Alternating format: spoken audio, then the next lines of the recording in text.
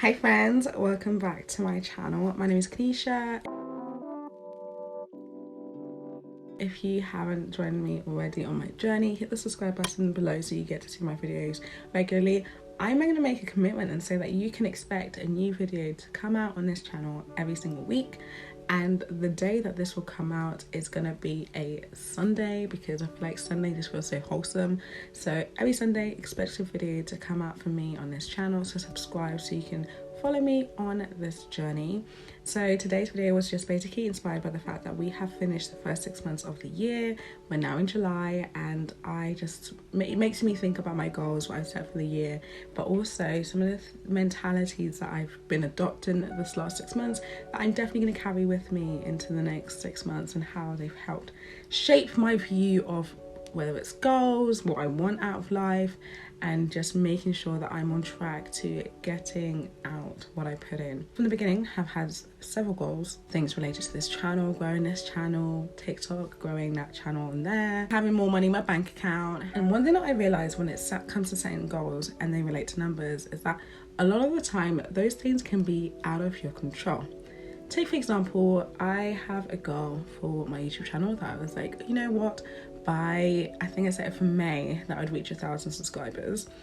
And May came and went and I've not reached 1,000 subscribers, but that is out of my control. What is in my control is what I put in order to kind of help me get to there. So it's like regularly uploading videos and just doing the work that needed to have more content on my channel, and then the people will follow.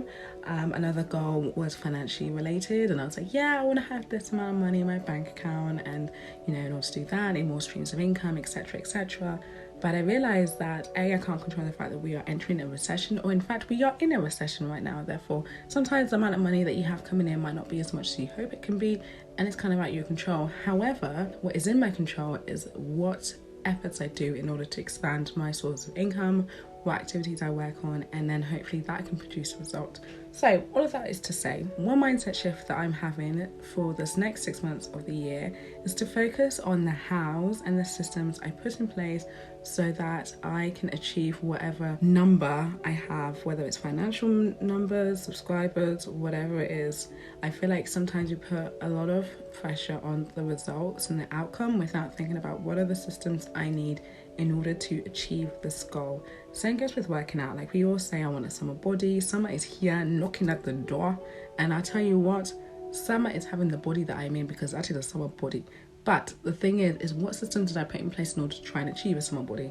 I should be working out 3 to 4 times a week. That's actually in my goals thing, and I have been doing that so far. But what got me to that point is making sure that I have put in the system to make sure I achieve that. So whether that's a reminder on my watch to say time to work out, or just making it easier for myself. So with this in mind, if you have been struggling to hit your goals and do what it is that you said you're doing, maybe have a think about what systems you're putting in place in order to try and achieve it, and think about the things that you can control. Often those goals are related to things out of our control. I can't control the amount of people that choose to click the subscribe button on my channel, but I can control the amount of content I put out in order for them to watch it and have an interest in wanting to subscribe and see what I have to offer. That's something that I can control. I can't control whether I'm going to wake up tomorrow with a 6-pack, but I can control how often I try to work out, move my body, build my strength, think about what I'm consuming, that sort of thing. So that's my biggest encouragement to you if you are struggling to either hit your goals now or you're really focused on trying to hit them by the end of the year, is just to focus on building systems. I think James Clear does this so well when he talks about it in his book Atomic Habits, where it's like the most important thing is the systems that we're building in order to achieve goals. You know, we say we want to run a marathon and be a marathon runner. However, what are the systems we're doing in place in order to embody that, in order to make this achievable and live and breathe that until that is exactly who we are? So systems are so important. So I'm going to work on that for the next 6 months, and then the results will follow after. And another thing that I would absolutely encourage anyone to do, and just because I've learned this in the last 6 months, is not to form an identity around those goals, or at least feel like if I achieve that, then I will feel a certain feeling afterwards. Sometimes that can be a very tricky slope, because when you achieve that goal and you don't have that feeling, it can feel really discouraging, or it can feel really anticlimactic.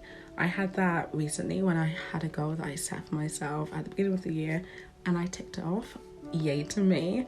However, I really had associated a feeling that would come out of that, and when it didn't happen, I was like, oh, okay, what was the point of that goal? Maybe I should have made it bigger, maybe I should have changed it. Like, I started to think about all the other things I should be doing differently with that goal, when really goals are there in order for us to elevate our lives and to make progress. However, they don't determine how we feel, and it doesn't guarantee a certain feeling at the end of it. So I think just remembering that will help you to manage your expectations when you achieve your goals, but also at the same time to not center that as part of your identity, and not center that as part of like, I will feel a certain way and therefore I will be happy. Like, it's not a cause and effect, it's just a milestone that we'll get to achieve, celebrate and enjoy, you know, bask in it, and then we set the next thing and elevate to the next level. I feel like those two have been the biggest lessons that I've taken so far when it comes to goal setting, achieving what you want to achieve, but also